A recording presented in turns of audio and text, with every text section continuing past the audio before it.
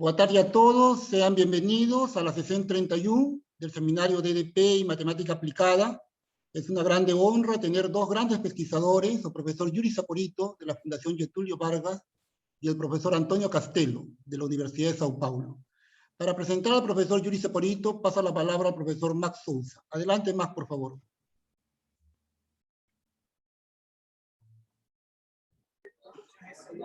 Obrigado, Juan. É um prazer ter essa honra de apresentar o professor Yuri Saporito. Eu conheço o Yuri desde longa data. Conheço o Yuri quando ele era aluno de graduação, num projeto que a gente fez lá na verdade, no mestrado, eu acho já. No mestrado, um projeto que a gente fez no IMPA.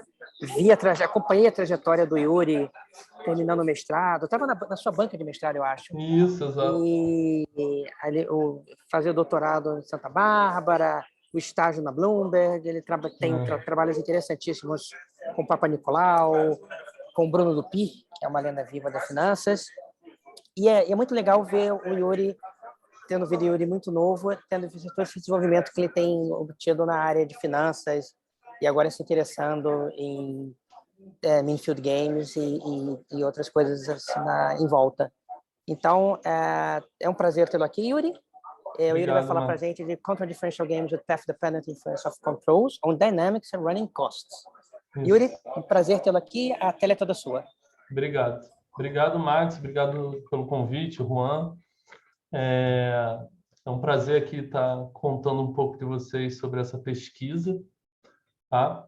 Esse artigo é uma palestra baseada num artigo meu de 2019, foi publicado no SciEM Control Optimization, SciComm. A ideia nasceu, né, eu fui visitar meu orientador, o FUC, em Santa Bárbara, e eles estavam trabalhando em algumas generalizações em finanças que consideravam equações diferenciais estocásticas com delay. Tá? Eu vou mostrar um pouco aqui o tipo de framework. E aí ele me colocou a pergunta na época se o que eu estudei no doutorado, que é o cálculo funcional de Tau, introduzido aí pelo Bruno Dupi em 2009, que eu também vou contar um pouco para vocês nessa palestra, se esse framework de dependência de caminho, né, conseguir ajudar nesse contexto de delay neles, ou também se colocar uma possível dependência do controle bem mais abrangente e diferente do que o que se vem considerando. Essa parte dos problemas com delay é bastante conhecida, eu vou mostrar algumas referências na palestra, não só no contexto determinístico e de equações com retardo, como é chamado, né? Mas também no contexto de controle e controle estocástico em particular. Só que não se tem no momento que você introduz delay, as técnicas usadas, pelo menos até recentemente, eram técnicas puramente estocásticas, né? Então eles montavam uma equação, equações, né, diferenciais e de diferenças, dependendo se fosse tempo discreto ou contínuo, aí, ou BSDEs e coisas do tipo, e relacionavam, né, esse tipo a solução do problema com essas equações, e aí não tinha uma teoria de EDP. Tá? Aqui o que eu vou mostrar também não é exatamente uma EDP, mas é algo muito mais próximo de equações diferenciais do que o que se tinha na época. Tá? Existem outros trabalhos parecidos não, mas relacionados, que eu também devo comentar brevemente. Tá? Então, eu vou introduzir um pouco de notação. Isso aqui para quem sabe, né, é bem básico. Se nunca viu alguma coisa assim, eu vou tentar dar uma noção, né, do que a gente está fazendo aqui. Então, eu estou considerando vamos pensar tudo unidimensional, tá? Pode ser tudo multidimensional, não tem o menor problema aqui, mas eu vou focar no caso unidimensional para ficar simples de passar a ideia. Então, eu estou considerando uma equação diferencial estocástica, começando no tempo t no ponto x, por isso essa notação aqui, tx, tá? E onde alfa é um controle que a gente escolhe, tá? O processo estocástico alfa é um controle escolhido, que afeta tanto o drift quanto a difusão. O W aqui é um movimento browniano. Se alguém não sabe muito bem o que é o movimento browniano, coisa do tipo, pode esquecer o W, fingir que ele não existe, que não vai mudar nada. Tudo que eu vou falar aqui se aplica também quando o sigma é zero. Quando não tem movimento browniano, a gente só vai perder alguns termos na história, mas pelo menos formalmente a gente não perde nenhum dos resultados. Tá? Então o agente, né, escolhe o controle alfa baseado no seguinte funcional de custo.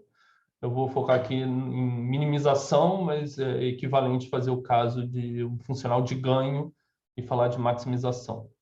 Tá? Então, o agente ele quer escolher o controle alfa, que vale, né, do tempo t minúsculo até o tempo t maiúsculo, que é o nosso horizonte de tempo, de modo que esse custo, medido como a média, a esperança, né, desse funcional colocado aqui. Então, se não tem o W, não tem esperança também.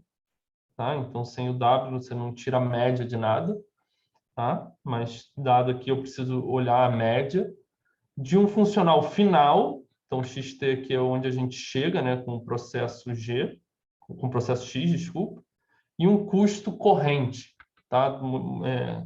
Modelado aí pela função L. Tá? Então, a gente está juntando essas duas métricas, digamos assim, de escolha do alfa. Tá? O alfa tem que estar em determinada classe de processo, eu não posso escolher qualquer coisa, porque, pelo menos, do ponto de vista de estar bem definidos os objetos aqui, então essa integral tem que estar bem... Isso aqui é uma equação diferencial, né? Mas que, no fundo, tem uma interpretação integral. Então, essas coisas todas têm que estar bem definidas, essa esperança tem que ser finita. Então, é daí que vem o admissível aqui. Ou você também tem que introduzir algumas hipóteses do seu próprio problema. Eu não posso escolher controle negativo porque, por alguma razão, meu alfa tem que ser positivo. Tá? Então, às vezes, o admissível ele pode vir também de uma outra restrição, né, que não vem da própria equação. E aí a gente está interessado, eu vou falar muito da função valor, da value function, que é o ínfimo, né, desses custos, sobre todos os possíveis controles admissíveis, tá? Processos estocásticos, então esse conjunto aqui é possivelmente bem grande, tá? E eu defino aqui o meu V como sendo a menor que atinge o ínfimo, né, disso. Pode ser atingido por um determinado controle ou não. Tá? Que aí a gente vai falar do controle ótimo, também dá para ter essa discussão, apesar dessa palestra eu focar mais no caso da função valor. Uma outra coisa, no artigo eu discuto também o jogo estocástico, quando você tem mais de um agente, tá? Fazendo a mesma coisa aqui, mas na palestra também eu só vou discutir o problema de controle. Tá? Pode-se mostrar que, sob certas hipóteses de suavidade, a função V satisfaz essa equação diferencial parcial, tá? Que é a equação de HJB, né? Hamilton, Jacobi e Bellman, tá? Onde H chapéu é o Hamiltoniano do problema, tá? E é dado por um ínfimo agora numérico, né? Não é mais sobre o espaço dos processos, mas é dado sobre os valores possíveis que esse processo pode assumir. Então, aqui é um ínfimo em A, pensa nos números reais, ou RD, ou um compacto em RD, ou coisa do tipo, tá?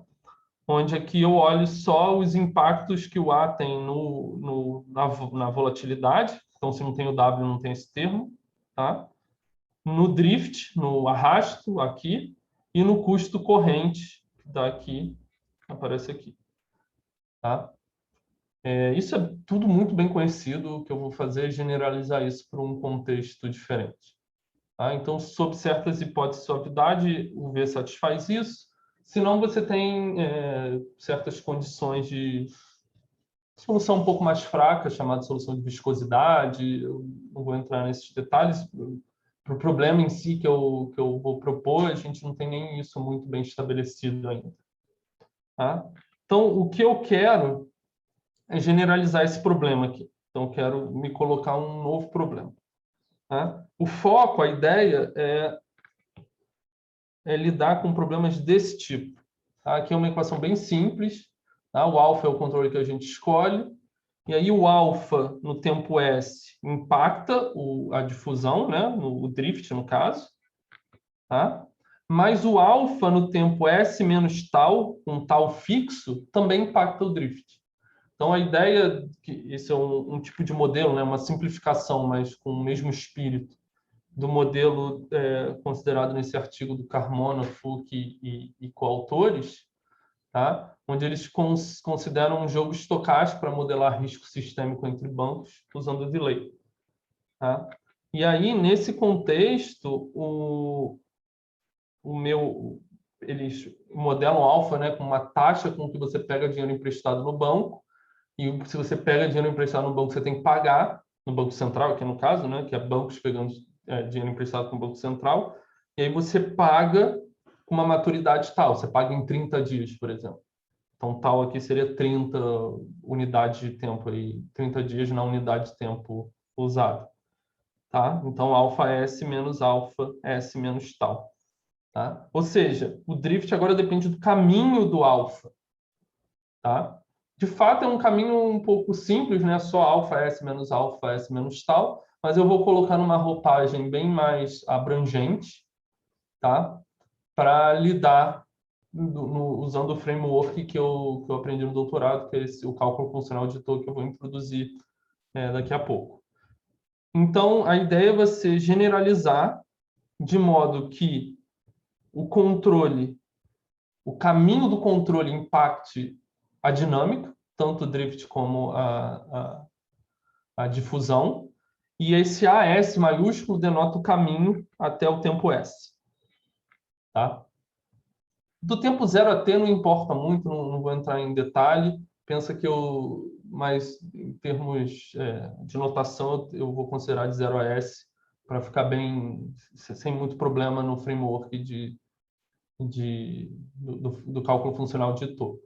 E já que eu vou permitir essa dependência do caminho no controle, eu permito também uma dependência do caminho no próprio processo. E aí aqui vem uma questão de notação. Letra maiúscula vai denotar caminho, tá? E letra minúscula vai denotar o valor spot. Então, por isso que aqui é x minúsculo.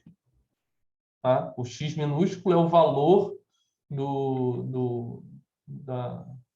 da variável no tempo S, enquanto o x maiúsculo é o caminho da variável até o tempo S. Tá? Então, uma função. Tá? Que a gente vai ter que colocar nesse framework cálculo funcional de Toque, então vão ter certas hipóteses que a gente vai ter que fazer sobre esses caminhos. Tá? E dado isso, a gente vai estar interessado agora nessa função custo aqui, tá? Que está dada dado esse controle, eu agora permito caminhos, né? Tá? Permito caminhos do x aqui e do a aqui. Tá? Então, onde eu puder, eu posso colocar o caminho. Tá? E aí a nossa função valor, agora ela tem que mudar, ela não pode ser o que era antes, eu tenho que permitir o caminho do controle, eu tenho que guardar isso. Porque já que o caminho do controle impacta a dinâmica e o funcional custo, todo o controle que eu tomei até agora eu tenho que guardar. Esse controle não precisa ser o controle ótimo, pode ser qualquer controle usado, né, até o momento. O que eu estou interessado é que a partir do tempo t, eu vou escolher esse controle de maneira ótima, e aí eu vou concatenar o que eu já fiz com um controle novo, alfa. Tá? E aí o importante é que o controle já tomado está aqui, e o controle que eu vou usar, né, o alfa, está aqui, notando aqui um ponto bem relevante, é que aqui é S maior ou igual a T. Então, esse caminho é igual a Z até o tempo T, excluindo T, e aí eu escolho o alfa depois disso. Então, no tempo t é onde eu estou escolhendo, de t para frente. Eu preciso disso para generalizar o conceito anterior. Tá? É muito mais um problema de notação, de como escrever as coisas, do que, de fato, uma questão conceitual, né? A gente quer, a partir do tempo t, escolher, mas eu vinha escolhendo meu controle até o tempo t, e eu venho escolhendo continuamente. Meu controle pode ser descontínuo, obviamente, apesar de ter que ser Cadillac, é uma coisa que a gente vai discutir no minuto. Então, fica nessas considerações, tá? Então, o alfa aqui está sendo olhado no tempo t, tá? Uma outra consideração que eu quero fazer é que tem, obviamente, uma dependência temporal no controle, no funcional de custo e no V. Só que essa dependência temporal eu estou denotando ela no próprio processo X, no caminho XT. Então, a gente não coloca T aqui, não precisa, porque é XT. Se fosse outro tempo, seria XS, e aí o funcional já vai considerar isso. Tá? Então, ele depende, sim, do tempo, mas a notação usada é essa, que é a notação introduzida pelo Bruno Dupuy no artigo dele, que é o que eu vou introduzir agora. Quer dizer, agora no minuto. Tá? Então, no caso linear quadrático, tá? No caso linear quadrático com um delay, tá? Isso foi primeiramente resolvido, né, num determinado contexto nesse artigo de 71 aqui, tá? E tem um framework que funciona para delay, tá? Também foi publicado no Science Control em 2017, do Godz e do Maziero, tá? Onde eles fazem uma análise funcional para o problema, eles chegam, de fato, num tipo de equação de Hamilton-Jacob-Bellman, mas o deles só funciona para o delay, não funciona em nenhum outro contexto, tá, de dependência. E, de fato, eu vou fazer um comentário mais para frente, eles introduzem uma outra derivada, tá? Uma derivada funcional, no caso, tipo de Frechet-Gateau, e no caso deles, essa derivada que eles introduzem é de fato uma derivada temporal no mundo funcional dito que eu vou introduzir aqui. Tá? Então tem relação entre os frameworks. Tá? Então, uma introdução breve aqui do cálculo funcional de Ditour. Se vocês tiverem interesse, tem algumas... tem os artigos tem esse artigo do Dupuy, que é de 2019, foi republicado em 2009, foi republicado em 2019, tá? E também em alguns dos meus artigos eu faço uma introdução a esse tema. Então, como é que é? É um cálculo funcional, não precisa de nada estocástico, apesar do Itoh aqui.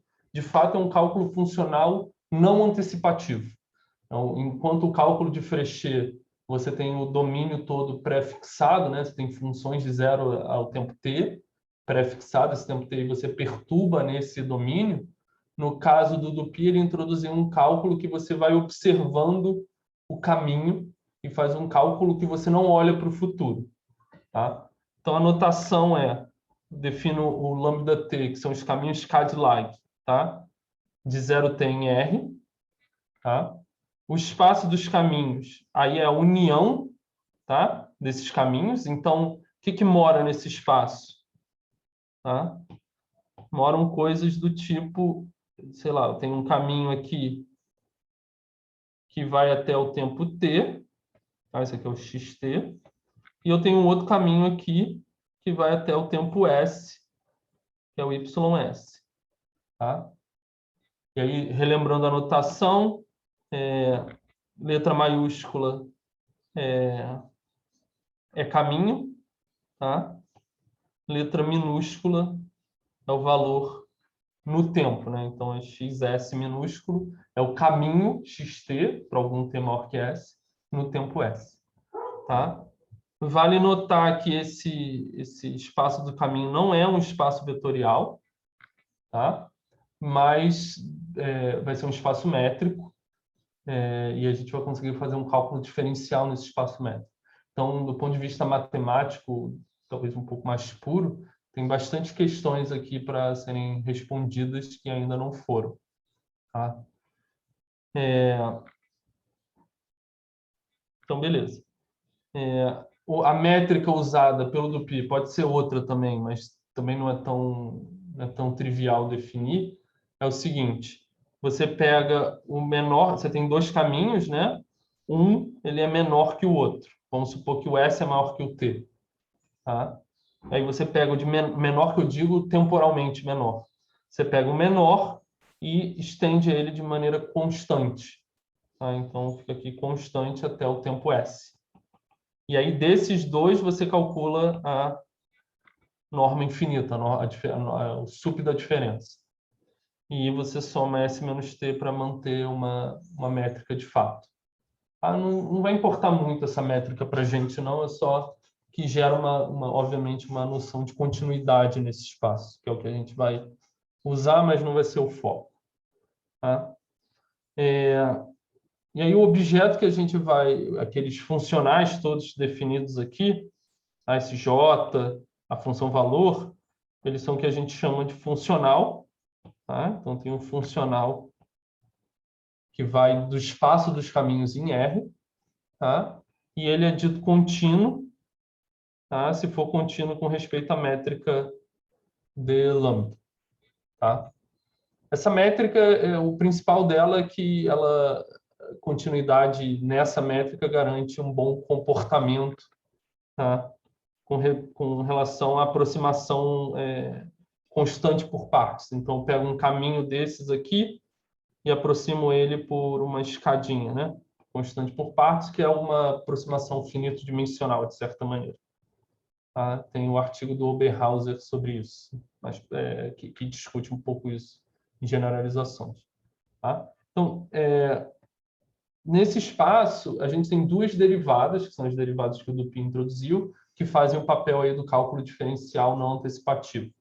Tá? A primeira, talvez a mais relevante, por ser mais diferente, é a derivada temporal, tá? Onde a gente pega o caminho, tá? A gente pega o caminho aqui, a gente pega o caminho xt e considera uma extensão constante dele entre o tempo t, tá? Entre o tempo t e o tempo t mais ΔT. Tá? E a derivada vai ser o quanto, né, esse funcional varia nessa direção. Tá? Essa direção é uma direção bem diferente do ponto de vista matemático, porque xt mais xt ΔT ele pertence ao espaço lambda t mais ΔT. Tá? Então, o f aqui eu estou pegando de fato em cada um dos lambdas e fazendo o ΔT para zero. Então, é uma derivada que usa, de fato, a estrutura completa do espaço, digamos assim. Enquanto a derivada espacial, ela é um pouco diferente. Eu pego no último valor e somo h, podendo ser positivo ou negativo, obviamente. E comparo como o meu funcional varia nessa direção. Tá? Essa é uma derivada tipo direcional em dimensão infinita, né? Porque o xth, todos eles pertencem ao mesmo lambda t, que é um espaço completo, certo? Eu posso olhar essa derivada de f do funcional f nesse espaço como se fosse uma derivada de Gatot, derivada direcional, nessa direção aqui. É como se eu pegasse xt, são duas funções, né? E somasse h indicadora no tempo t. Tá? Então, isso aqui é uma função que é zero e vale 1 no tempo t. Então, essa seria a direção que eu estou olhando. Ambos aqui moram no mesmo espaço. Não dá para fazer isso aqui. Tá? E aí, com essas duas derivadas que não olham para o futuro e não alteram o passado. Então, tudo que aconteceu até o tempo t está aqui, e eu só sigo ele de maneira constante. Eu ando para o futuro, mas só com o dado passado.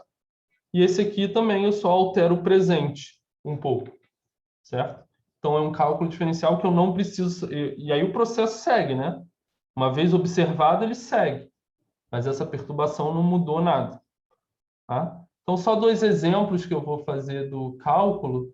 A derivada temporal, quando meu funcional é simplesmente uma função do tempo final e o xt é a derivada temporal usual. Tá? E a derivada espacial também é a derivada espacial usual. Tá? E no caso da integral, tá? Que é um exemplo de funcional que depende do caminho, certo? Eu integro o meu caminho até o tempo t, onde t está dado aqui. Tá? A derivada espacial é 0, porque se eu dou um bump no último valor, a minha integral não muda, certo? A integral dessa função e da função só em preto é a mesma. Tá? Mas se eu faço a extensão flat, a integral, certo? Que eu vou botar aqui, a integral de xt ΔT vai ser o quê? Vai ser a integral de xt mais a integral do retângulo vermelho, que tem altura xt e base ΔT. Tá? Essa é a área desse retângulo aqui. Tá?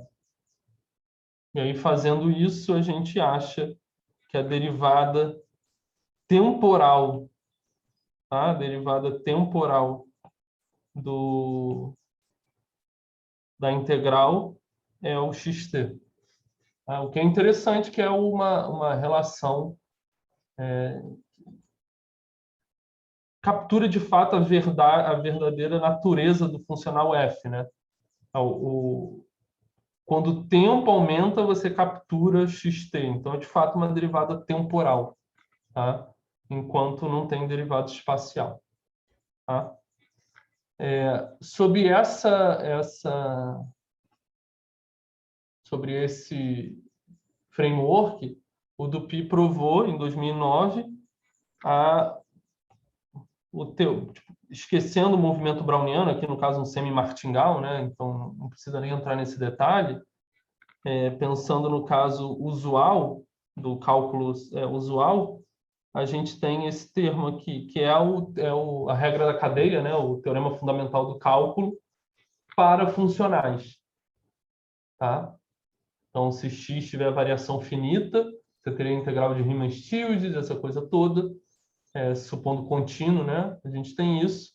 Se tem o movimento browniano, e aí tem o termo de Tor, a gente tem isso aqui. Tá? Tem esse último termo aqui que vai depender da segunda derivada. Tá? Mas daria para fazer toda a discussão determinística também. Tá? Não é fundamentalmente estocástica. E aí a gente volta para o problema. A gente tinha essa equação, essa função valor e a concatenação, certo? Algumas considerações sobre a função valor. Tá? Ela tem 2 dimensões, né? Tem controle e o espaço de estado. A derivada temporal, eu estendo flat, né? Constante, os 2 ao mesmo tempo, é isso que a teoria diz. E a derivada espacial, eu estendo um de cada vez. Tá? Então, essas são as 2 definições que a gente tem aqui. E aí, a consideração mais importante aqui no nosso problema é o H, a variável Z, tá? Que é o controle. Já que o meu funcional aqui, o Z, T, né? O Z no tempo T não impacta o meu controle, o meu funcional aqui, não impacta o controle que eu estou usando, se eu mudo o último valor por H, isso não muda nada. Tá? Logo, as derivadas com respeito a essa variável vão ser todas 0, mesmo as mistas. Tá? O nome disso é predictable. Tá?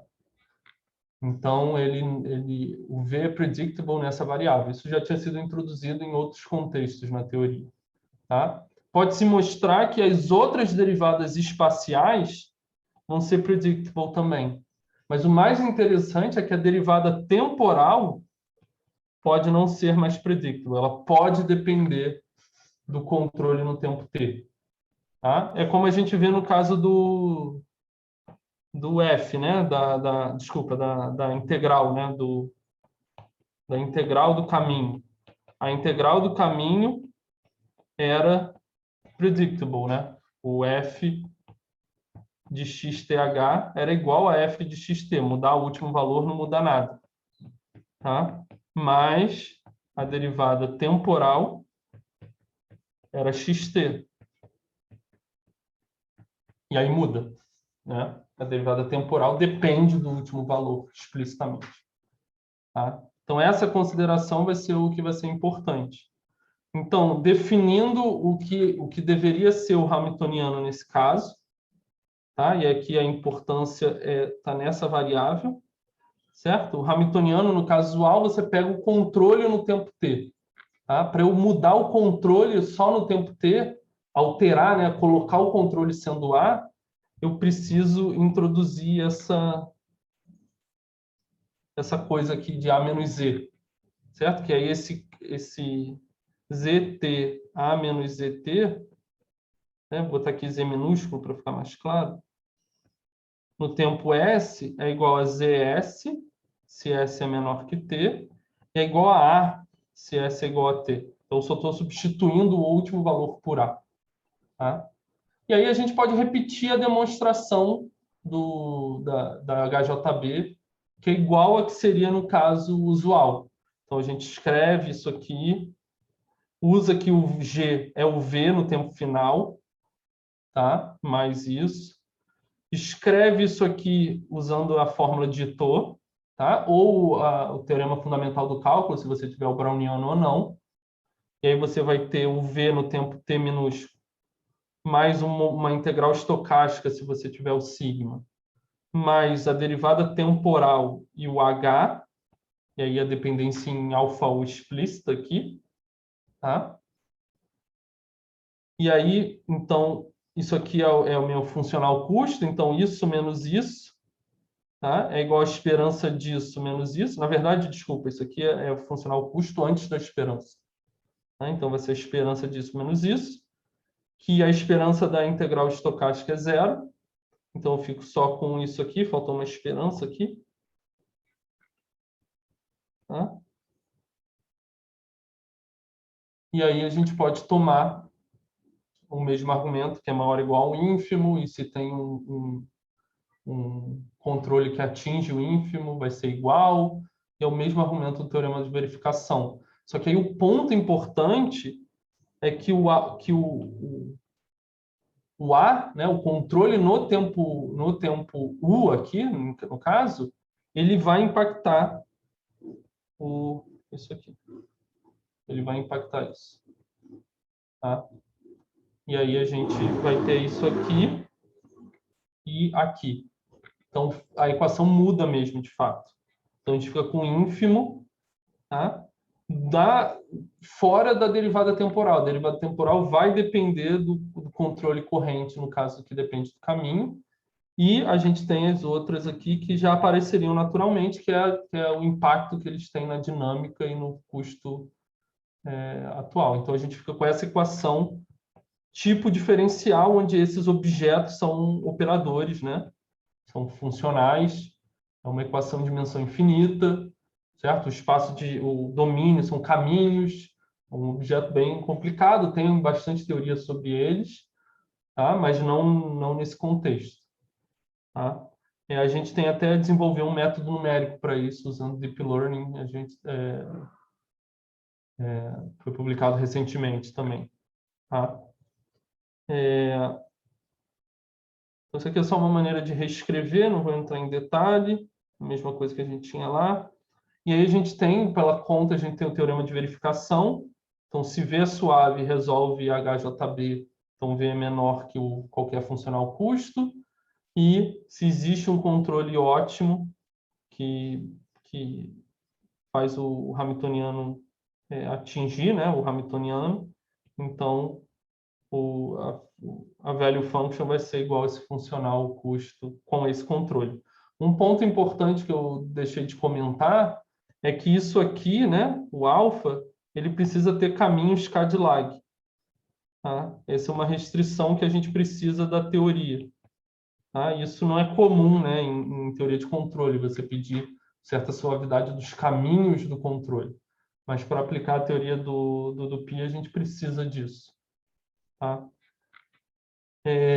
Então, não sei quanto tempo eu tenho, mas eu só queria mostrar mais um exemplo, tá? Que é voltar aqui no exemplo que a gente tinha, aqui em cima, né? E aí, o B não tem dependência no caminho do X, mas tem dependência no caminho do Z. Só no B, tá? Só no drift. Então, é ZT menos ZT menos tal. E aqui, aqui eu não tenho dependência tá vendo? Aqui é só ZT, aqui é constante, eu tenho meu funcional final. E aí, de acordo com a teoria todos esses artigos passados que eu falei, eles consideram esse ansatz aqui. Tá? Então, considerando esse ansatz, a gente calcula as derivadas, monta HJB, e aí você vai perceber que tudo que vai depender do valor corrente do alfa está aqui. E aí, esse primeiro pedaço aqui, isso vem do ΔTV, do ansatz. Tá? Esse outro aqui vem do usual, né? Dos outros pontos lá que são normais. E aí você minimiza, e aí o mínimo vai ser impactado, tá? pelo valor aí de ΔT também. Tá? Voltando na equação, você monta ela toda, com uma vez o mínimo colocado, você fica com essa equação, e aí você pode voltar para o ansatz, tá? Ver todas essas derivadas e arrumar um sistema de ADPs para os Fs. Então, tanto para F0, F1, F2 e F3. Tá? Então, aparecem todos eles aqui. F0, F1, F2 e F3. Tá? Que são exatamente a mesma equação, sistema de equações que você acha aplicando os dois outros frameworks que eu comentei. Tá? Você acha a mesma solução. Pode aplicar para jogos, pode aplicar em muitas situações. Tá? E o mais legal é que, apesar no artigo também eu só ter analisado o problema de controle com delay, a princípio, pelo menos, sem considerar questões de irregularidade, você pode considerar muitas outras diferentes dependências no caminho. Por exemplo, o máximo do controle, o mínimo do controle, a integral do controle, tudo isso, a princípio, pode ser considerado. E agora que a gente tem um método numérico para resolver equações desse tipo, tá? Poderia ser resolvido também nesse contexto, pelo menos ter uma aproximação numérica dessas equações. Tá? Como eu falei no artigo, a gente fez o caso do equilíbrio de Nash, de um jogo estocástico, closed loop, tá? Porque você fica com um sistema de HJBase, e aí vale todo esse argumento que a gente usou, mas ainda falta muito chão aí para analisar essas equações, unicidade, existência, que tem até um framework para fazer isso, para equações parecidas, né? Equações até hamiltonianas, mas tipo, não desse tipo, né? Não tem nada cujo ínfimo está fora aqui, né? Em geral, você tem a derivada no tempo e o ínfimo aqui, onde tipo, não pode ter essa dependência do controle, você só tem a dependência do y. Isso é bem conhecido já, hoje em dia. Tá? Então, era isso que eu queria falar hoje. Não sei se eu passei do tempo, mas muito obrigado aí pela atenção.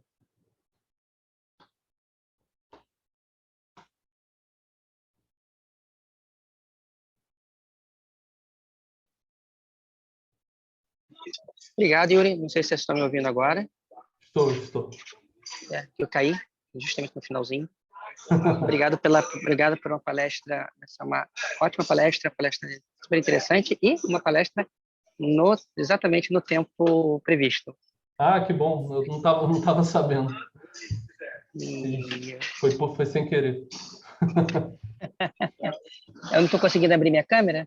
Acho que eu caí, eu perdi a condição de co-host, mas enfim. Perguntas? Comentários?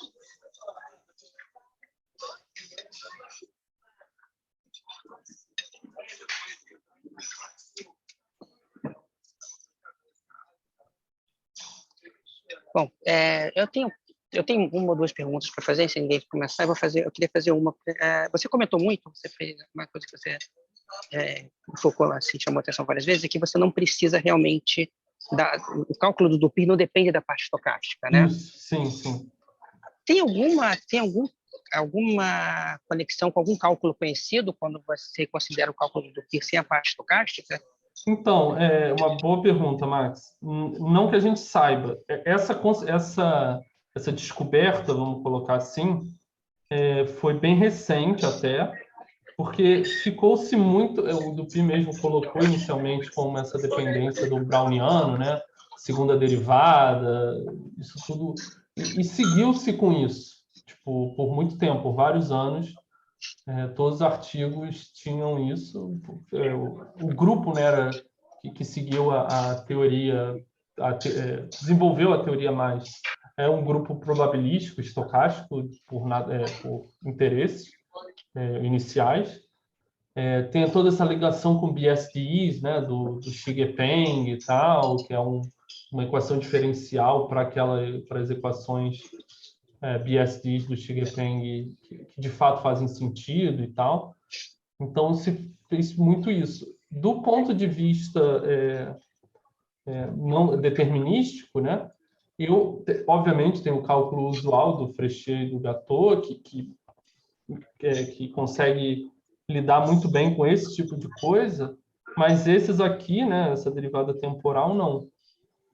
É uma derivada, de fato, num espaço métrico, não necessariamente usa, né, a estrutura do espaço de verdade, né, não só o tempo t fixo.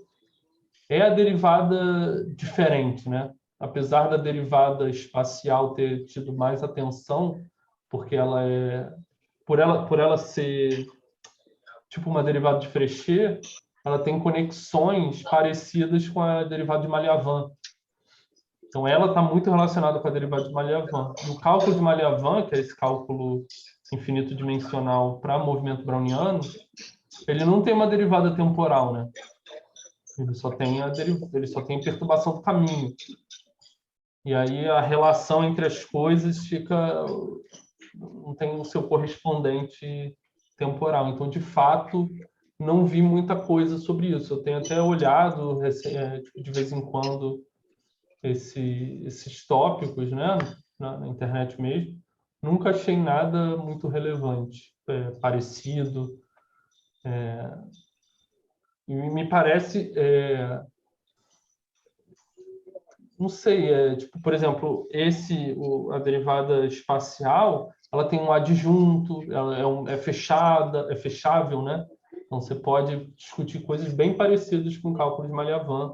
O adjunto, interessantemente, é a integral de Tou, então é adaptada, né? Então tem todas essas partes legais. Interessante. Mas a derivada temporal, não sei se é fechado, não sei nem se faz sentido falar nisso, né? Eu não estou no contexto usual de operador em espaço de Banner ou Hilbert.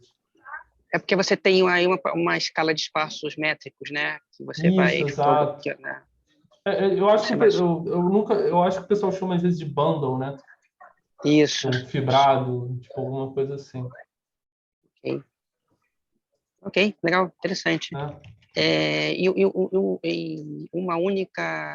uma continuação da pergunta, isso é exatamente essa conexão que você falou com aquele trabalho que saiu do 2017, né? Ou seja, que eles fizeram... Isso. Tem sim, uma conexão. sim. A conexão o do Götze e do Maziedo. O que eles fazem, eles consideram, eles aumentam a variável, então não é só x agora, o delay, de fato, para eles é um pouco complicado, eles têm que integrar. Então, eles aumentam a dimensão considerando a integral do caminho de t menos tal até t de xu du. Então, isso aqui vira variável y. Eles têm que considerar o caminho do x e do y. E aí isso completa o espaço e aí a derivada com respeito a y que aparece, eles chegam numa equação de HJB em dimensão infinita, A derivada com respeito a y é uma derivada temporal, porque é uma derivada com relação a uma integral. Então, ela é fundamentalmente temporal. E ela vai estar relacionada com o ΔT, que eu falei lá que atrapalha tudo, né, que aparece dentro do ínfimo e tal, vai ser a derivada com respeito a y deles que vai aparecer dentro do ínfimo. Ah, legal. Então, tem toda essa relação. E o que eu acho mais legal nesse comentário é que é uma coisa que é bem comum com o cálculo funcional do Dupi, que ele coloca as coisas com os objetos corretos, né, com os nomes corretos, de certa maneira. Então, enquanto aquela derivada era com uma variável meio abstrata e introduzida para o problema, aqui fica claramente uma derivada com respeito ao tempo. É uma derivada temporal. Tá? E isso ficou claro já desde o início, né, do ponto de vista de finanças também. Que opções asiáticas, tipo, isso já aparece no paper original do Dupi, né? Que a derivada com respeito à integral, ela é, no final das contas, uma derivada temporal. Então, isso é legal. Isso é uma coisa que o cálculo do Dupi sempre trouxe, né? O framework correto para considerar a dependência de caminho não antecipativo. Agora, com o método numérico que a gente desenvolveu, usando Deep Learning, ele permite não só um framework, como você monta a equação e tenta resolver ela numericamente. Então, a princípio, a gente resolveu várias, foi tipo, até não lineares, funcionou muito bem, mas a gente não resolveu nenhuma desse tipo. Tá? Então, não sei se aqui, nesse contexto, tem o ínfimo, né? Então, pode dar uma complicada legal, né? Mas fica uma boa solução. Mas pelo menos tem a ferramenta está aí para ser, pelo menos, modificada e usada, né? Antes não tinha nem isso. Antes era só puramente teórico, né? Tá. Legal. Legal, Yuri. Obrigado aí. Obrigado a vocês, gente. A resposta. Mais perguntas? Comentários? Antecipações? Tranquilo. Se não tem... Eu vou fazer uma última pergunta para terminar, uma pergunta bem filosófica. Vocês têm o cálculo funcional de Ito. Vocês nunca pensaram no cálculo funcional de Stratanovich? Ah, sim. Eu acho que funciona também, Max. Eu acho que funciona também com determinada suavidade. Pergunta totalmente... Mas eu acho que funciona assim. sim. A dependência do caminho, ela não nasceu só com o Dupi, né? Já vinha mas nenhum com desenvolvimento tão profundo assim, talvez. Mas tem uns artigos que o pessoal, um pessoal de estocástico fez um tempo atrás, que eles fazem um cálculo funcional um pouco diferente, mas usam integrais de Stratonovich porque eles estão considerando problemas meio geométricos e tal, onde a integral de Stratonovich é mais relevante. Então aparece também, mas nunca vi muita coisa, não. Ok. Obrigado, Yuri. Obrigado a vocês, gente. Vou parar de compartilhar aqui. Bom, se não tiver mais nenhuma pergunta...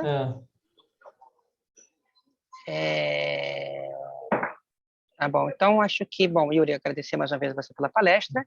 Obrigado aí pelo convite, gente. Um abraço. E passar a palavra de volta ao mestre de cerimônia, professor Juan. Muito obrigado, Max, e muito obrigado, professor Yuri Saporito, por la excelente palestra.